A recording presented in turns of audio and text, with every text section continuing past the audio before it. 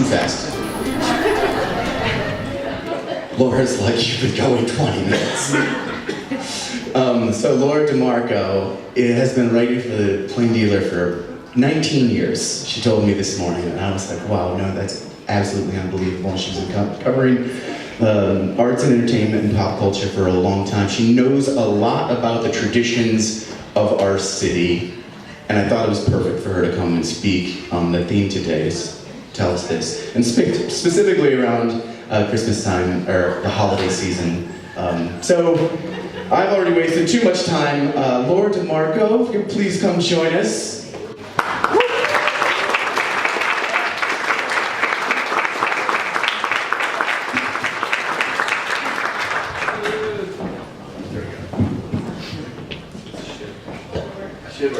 Thank you, Thomas, and thank you everybody for coming. I know it's a busy time of year. This is actually my last day. I'm not working anymore the rest of the year, so this is a great way to start my holiday season. As Thomas mentioned, I've been working at the Plain Dealer for 19 years writing about arts and culture.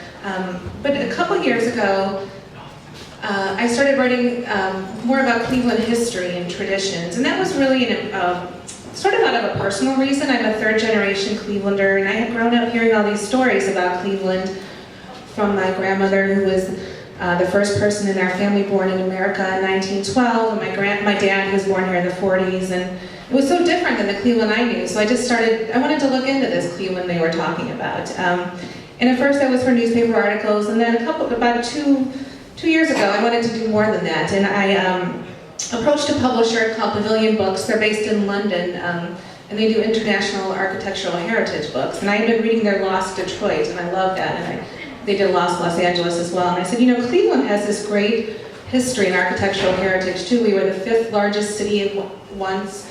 We were one of the wealthiest cities in America, and someone needs to tell Cleveland's story. And to my great surprise, they got back within one day and said they would like to publish a book about Cleveland.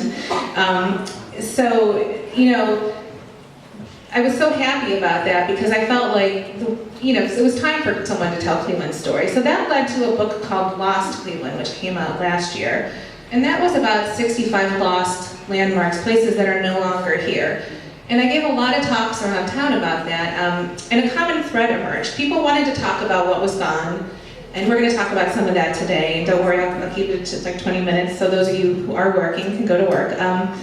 But they also wanted to talk about what was still here, and so did I. I didn't want to talk about places that are just parking lots now. I wanted to talk about what we still have, because the city, I really think, is a living, breathing organism. Cities change, sometimes for the good, sometimes for the worse.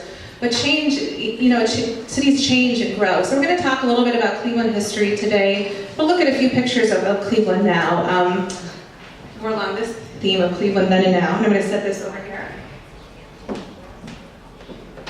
So Thomas asked today to talk with the holiday angle, so we will do that. But I want to give a little context of Cleveland history along the way. So every photo we look at won't be holiday oriented necessarily. What you're looking at right now is Public Square. About 1900. This is what Public Square looked like then.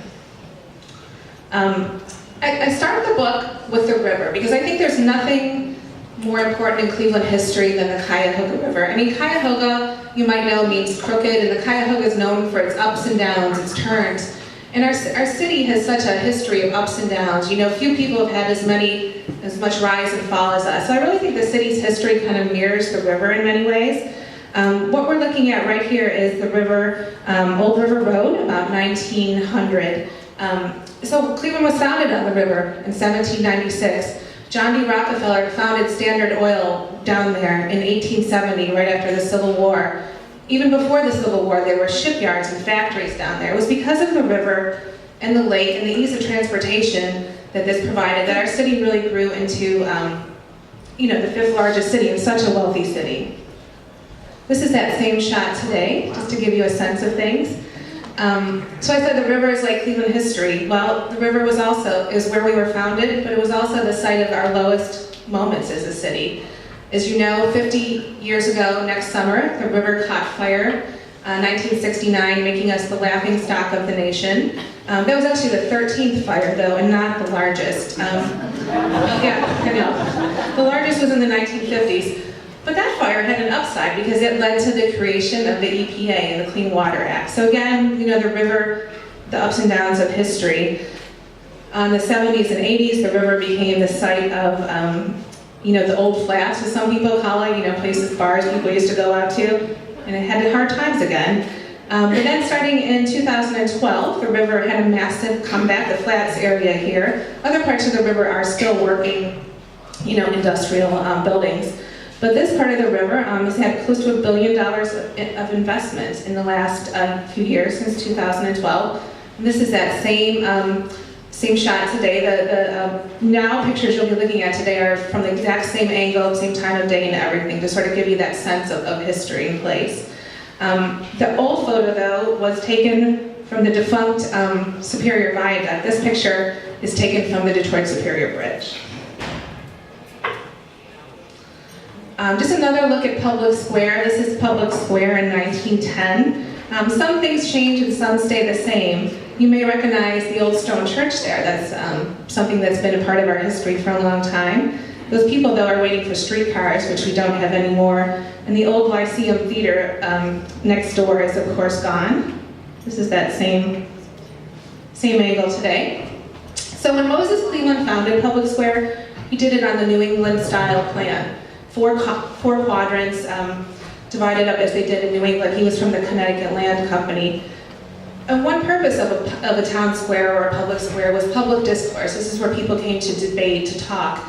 And so, in many ways, the renovation of Public Square in 2016 did bring it back to that. These statues that you see here, the orange ones, are by a Nigerian artist named Lek, and they are called protests. So it ties back to the original theme of Public Square as a place to talk.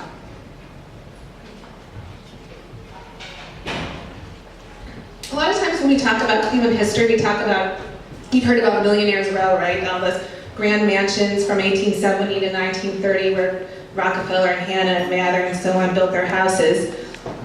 Lower Euclid Avenue gets talked about a little bit less, but that's what you're looking at right now. Right now you're standing on Public Square. Again, about 1900, this is a Library of Congress photo. You're looking east. And this area has always been the center of commerce. Like, this is where all those people who were making money down in the flats, this is where they kept their money. You're looking at the Old Williamson Building, which was designed by George Post, the famous New York architect. And in the early days, the Federal Exchange, the Stock Exchange, the Federal Bank, and Cleveland's, the first iteration of the Cleveland Trust was in there. So that's where all the banking was. Across the street is where the May Company building would arrive a few years later, 5 years later actually. And if you look down the street, you can see the old Hippodrome Theatre. And if you have good eyes, you can see the old arcade across the street.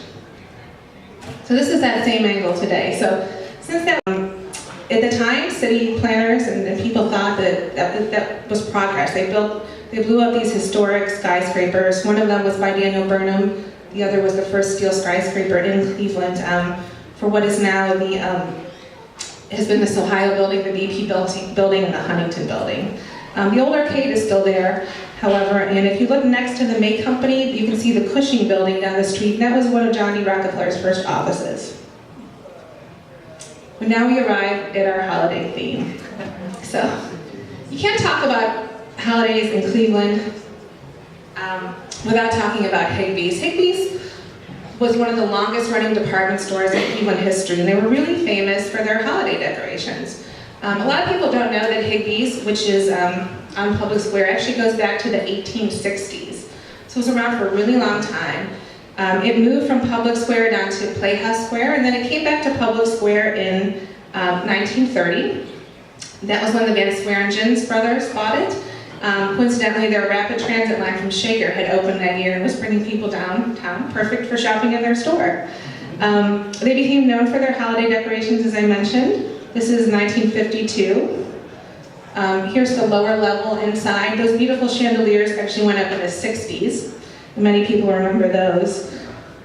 Even people who didn't go to Higbee's, though, for the holidays do remember that, and that's in large part thanks to a movie called Christmas Story, which I bet some of you have heard of. So in 1983, Bob Clark, who was at that point known for Porky's, that was his claim to fame, he wanted to make a holiday movie. based on Gene Shepard's memoirs of growing up in Hammond, Indiana. He sent letters to more than 100 department stores nationwide and said, can we film in your department store at night in February and March with your Christmas decorations still up? Higbee's is the only one that got back to him.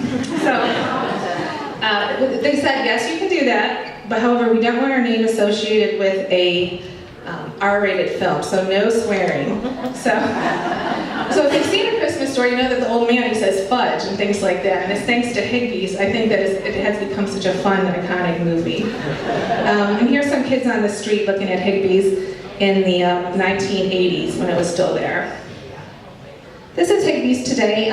Although they were a pretty forward-thinking store, they did end up closing by 1992. They sold to Dillard's. Dillard's kept it open until 2002. It was the last department store downtown. And a lot of times, we talk about the renaissance of downtown, how it's come back. The one thing that really hasn't come back downtown, as you know, is retail. And this was, in 2002, that was really sort of the end of it. It was empty for a few years. It was the Chamber of Commerce, and now, since 2012, it has been the Horseshoe and then the Jack Casino.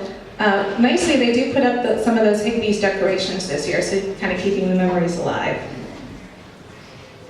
I love this picture. This is in the 1960s, people shopping on Euclid Avenue downtown, Christmas shopping. Just look at the energy of that, all those people out walking around shopping in the city. One of the biggest, and I mean biggest literally, Christmas memories people have in Cleveland is Sterling Lindner Davis department store. Sterling Lindner was known for their enormous Christmas trees. From 1927 until 68, this department store put up trees that were up to 70 feet tall. This is an example of one in the 1940s. They started that in 27 when they were just called Sterling and Welch. They later became Sterling Lindner Davis when they moved to 1255 Euclid Avenue, sadly a building that has been demolished. That was where Higbee's was before they moved back to Public Square. This is that building right there. They were a very elegant, upscale department store. They were known for their oriental rugs. They provided personal shopping for businessmen, tea and things like that for women who wanted to shop there. This is a 1920s picture. I love this picture. This is some kids by the tree again. Sadly, as you know, Cleveland had fallen on hard times in the 60s. There was a massive population loss. We hit nearly 1 million people in the 1950s, and it began to decline in the 60s. Department stores downtown began to close, people lost jobs, factories began to close. Sterling Lindner Davis was a victim to that. They closed in 1968, and as I mentioned, their building was later demolished. Now we're looking at something that's not quite so sad. A lot of things change, some stay the same. This, of course, is the old 1890 arcade. This was designed by a man named George Horatio Smith, who also designed Charles Brush's mansion on Euclid Avenue, the old Hickox building at East 9th and Euclid, and Samuel Andrews' 100-room mansion on Euclid Avenue in Millionaire's Row, which became known as Andrews Folly. What do those buildings have in common? They've all been demolished. Fortunately, George Horatio Smith's arcade is still here. As I mentioned, it opened in 1890, and that was really the idea of a lot of Cleveland's wealthy businessmen. They raised, including Johnny Rockefeller, they raised nearly $1 million for the construction of this, and it had a really utilitarian focus. They wanted it to be a passageway between the streets, but the result was anything but utilitarian, as you can see. This is it today. You don't find stores in there, you find a hotel these days, but it's still, just a gorgeous building. We're so lucky that that has been preserved, and this is like one of the top places on my list when I have visitors out of town, like for the holidays, to go see this. So, obviously you've probably noticed that in recent years a lot of old Cleveland banks have been repurposed as other things, restaurants primarily, but other functions as well. What we're looking at is one of the most beautiful banks in Cleveland. This is the old National City Bank on Euclid Avenue. This is 1948. This building actually goes back to the late 1800s. It was called the New England Building at first. National City took it over in 1915 and had the famed architectural duo Walker and Weeks redo the bank lobby on the first floor. And the idea of this, as you can see, is to make it into kind of like a Roman, like a basilica. They wanted to make it like a church, sort of like a temple to money, with aisles and a nave, and that really was the idea. Instead of an altar, you have the bank president's office there. So National City used this building for a long time, but they ended up selling out to PNC in the early 2000s. PNC didn't need this facility anymore, and they ended up closing in 2007. And this gorgeous bank sat empty for many years, for about a decade. That is when millennia companies, who I think have done such a fantastic job of renovating and preserving Cleveland historic structures, took it over. And today, of course, this is the Marble Room Steak and Raw Bar here. They've preserved so much of it. I'm sure a lot of you have been in there. It's just a gorgeous space. The neatest feature I think of this building is on the lower level near the vault bars. If you'll go down there, you'll notice that lots of the floor is transparent. And that was because they were very worried about bank robbers tunneling in the early days. So you can see what you were up to.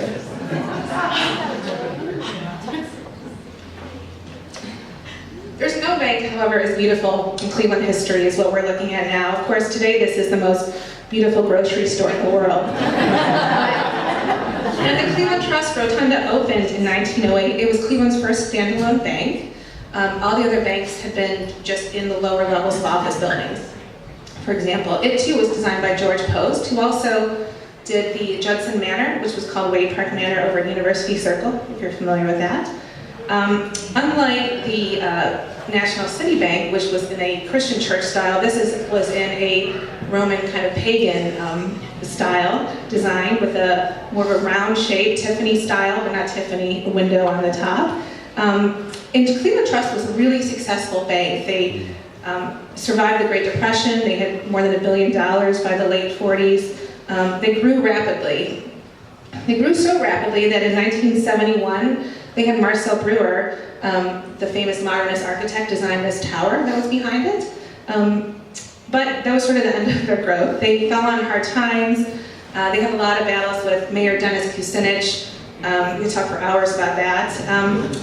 They overextended themselves. They became a mayor trust, and they ended up closing after selling out to Key Bank in the early 2000s. And if you can believe it, these gorgeous, architecturally significant buildings were headed for demolition. They were approved for demolition by the county. And that's when, again, another private developer stepped in 2012, the Dice Corporations. And today, of course, this is Heinen's and the Metropolitan at the 9. So it could have been a great architectural tragedy for Cleveland, and thanks to these private developers, these buildings have been saved. And I think that's testament to how our thinking as a city has changed, but also how federal tax credits, state tax credits, things like that have made preservation and restoration more viable. Because ultimately, with private developers who are doing so much of this restoration, it comes down to money. And I think our government is recognizing that more as we are as a society too. Back to the holidays. After Higbee's, Hallie's might be the most talked about, long gone Cleveland department store. I met a woman here earlier whose grandfather worked there, in fact. Hallie's goes back to the early 1900s. It was founded by Samuel and Salmon Hallie. They had several locations around town, but their most famous was the one at Euclid and 12th. It was started construction in 1910, and you're looking at it a little bit after that right now, around the Christmas season, obviously. Here's the inside of Hallie's. It had a really gorgeous interior, just like Higbee's. Here's that same angle again. You can't create that angle again because there's a hotel there in the corner now, as you probably know.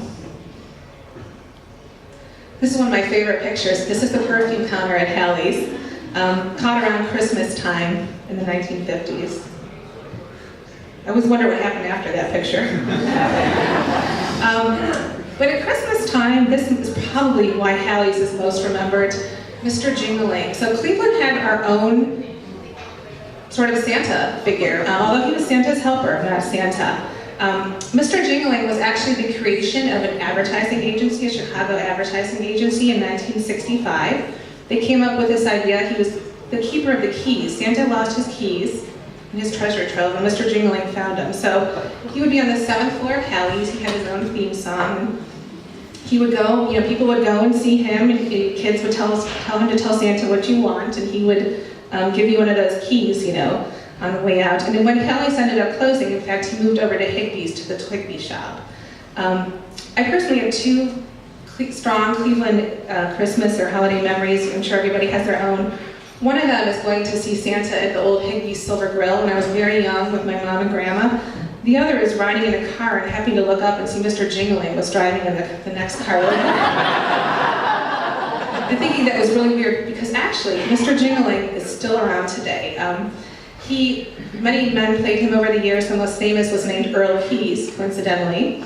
He died around 2000, but today there is still a man who plays Mr. Jingling, and he's mostly at private events, but he's still giving out those keys to kids and driving around in a car. Well, that was 15 years or so ago. There's no more important story in Cleveland history, preservation history, I think, than that of Playhouse Square. So I think it's good to talk about that for a minute. Playhouse Square opened mostly in 1920 and 21 and 22, most of the theaters. And they were theaters at the time. They played vaudeville and later movies and live performances. They were the largest performing arts complex even then outside of New York, and they were gorgeous buildings. Many of them were by Thomas Lamb in Italianate style. The State and the Palace could seat over 3,000 people. So this was the place to go to see a show in Cleveland. But you may know by the 1960s they had fallen into terrible state of disrepair, and they were mostly closed. Eventually they were all closed. And in 1976, by the mid-70s, they were actually slated for demolition. And that's when an arts activist named Ray Shepherdson and a philanthropist named Laney Hayden stepped in. And they really felt that to save Playhouse Square would be to save downtown Cleveland. They felt this couldn't happen. And how did they do that? They did that in a really fascinating way. I mean, Laney did it by getting the women of the Junior League and others to raise money and awareness, but Ray Shepherdson did it by putting on 522 performances of Jacques Brel is Alive and Well Living in Paris in the crumbling state lobby. And that became the thing to do. Thousands and thousands of people went down, and it brought these theaters back to life. And today, those performances and what Laney Hayden did is really credited with not only saving Playhouse Square, but with starting the renaissance of downtown Cleveland. That was 1976, so 42 years ago. Those were really significant moves. And this is what Playhouse Square looks like today, thanks to them. It's still the largest performing arts complex between New York and Chicago. It brings in millions and millions and millions of dollars of money to downtown Cleveland. There's a sad side note to this. I mentioned the Hippodrome Theatre earlier. You can see that by Public Square. It, too, was in terrible state in the 1970s. It was said to be even more beautiful than the theaters of Playhouse Square. But instead of following the model of Playhouse Square, the owner of the Hippodrome, who was a federal judge named Alvin Krenzler, instead demolished the Hippodrome. And to this day, that is a parking lot. Unfortunately, we have Playhouse Square. Not everything is good, though. Of course, you have to talk a little bit. We've saved so much, but we've lost a lot, too. What you're looking at right here is Cleveland's shortest street, but perhaps with its largest reputation. This is the old Short Vincent Street. I mean, this was the place where after you would go to Playhouse Square, you would go out here and party. This is where all of Cleveland's nightclubs were, places like Mickey's and Frolics and the Theatrical. This is where people like Marilyn Monroe and Frank Sinatra, Judy Garland, Mickey Mantle, they would all hang out here when they were in town. If you can see, it says Holland House on that one. Building in the front there, the Vogue Room. Actually, Short Vincent started as early as the 1800s, the late 1800s, when the Holland House Hotel opened. It had 1,000 rooms. It's where Fifth Third Bank is now, down there on Superior. So you had 1,000 people coming out the back door there, and of course bars and taverns and stuff, so on, those opened. Its most famous bar, the Theatrical, opened in 1937, and it was opened by a man named Morris and Wishy Wexler. And that was known where celebrities hung out, but it was also the hangout of Cleveland's most famous mobsters like Chandra Burns and Danny Green, and lots of cops and lawyers hung out there too. So it was the place to go. Sadly, when Cleveland started to clean up its act in the 70s, that was bad for this street. The construction of National City at East 9th and Euclid in 1978, their corporate headquarters, which is now PNC, led to the demolition of most of it. And this is it today, a cautionary tale. Almost all of this fascinating street is now parking lots or parking garages. You may be familiar with League Park. This was the first home of the Cleveland Indians, but more than that, League Park, which is on East 66 and Lexington Avenue in the Huff neighborhood, opened in 1891 for the Cleveland Spiders. Actually, it was owned by Frank DeHaas Robeson, who owned the Spiders. He was a streetcar magnate. As you can see, streetcars took people to the games. And I love how people dressed for baseball games around 1900. The Indians began playing there in 1901. They were called the Blues that year. This is inside of League Park. The Indians moved to Municipal Stadium full-time in 1946, and that really sort of meant the end of League Park. But I wanted to talk about it today because League Park is another little bit of a success story that shows the importance of preservation. Although it was mostly demolished in 1951, this park where so many great moments took place, like the Indians' 1920 World Series, Babe Ruth's 500th home run, where Bob Feller got his start, it was so historically significant that late Cleveland Councilwoman Fannie Lewis really felt to save League Park would be to help save the Huff area that she represented. This is right in Huff. And so she would tirelessly work for League Park to be saved, and today it's beautiful ball fields there. There's a baseball heritage museum and the ticket office in the front, and part of the grandstand wall is still standing. And because it is owned by the city, you know, anybody can stop down there and kind of walk on the field where Babe Ruth was and Cy Young and everything. It's pretty amazing. And again, it's testament to how preservation has an impact on people, not just on places. I want to leave you with one last holiday memory. How is this a holiday picture? Well, what you're looking at is an old wagon from a bakery you may have heard of, Huff Bakeries. It was started in the Huff neighborhood, not far from League Park, in 1903 by a Scottish immigrant who actually came from Barbados to Cleveland. His name was Leonard Pyle. And Huff, a lot of times when we talk about holiday Cleveland memories, there's a couple of things people really remember. Huff is right up there with them. And I think that's because Huff, I was talking with Steve Presser from Big Fun about this. I don't know if anybody of you know him. Steve grew up on the east side, I grew up on the west side, but we were talking like Huff was everywhere. Like Huff had locations all around town. There were more than 70 locations. So if you remember, that's probably why. There was probably one near you. So this is a very early incarnation of Huff. Huff was where people used to go to buy their Christmas bakery, their Easter bakery. You know, it was the place to go for cakes and petit fours. They were known for their little petit fours. And in fact, this is VJ Day. This is where people even went to get their cakes to celebrate the end of World War II. So Huff has a real emotional impact on Clevelanders. I say when people kind of the taste of nostalgia for a lot of Clevelanders is the taste of Huff's white cake. They're always served in a blue and white box. This is inside of the Huff location. And Huff closed in 1992, although they had 70 locations. They were very family-oriented and they never kind of automized. So they couldn't keep up. And by 1992, they closed all those locations. However, a baker named Archie, who worked at Huff, has been carrying on their recipes to this day. He's got a location over on Lake Shore. He makes the white cake, he makes all the Huff things. And if you go on the internet, you'll see forums, people trying to recreate those recipes, but Archie actually does do it. Sadly, I wrote a story about this for the Plain Dealer about a month ago. Archie's having trouble with his landlord. So those Huff Huff recipes might be ending. That's the fear many people have. He's currently doing a GoFundMe. He says even if that doesn't work, he's going to raise money somehow to open a new location in a further eastern suburb.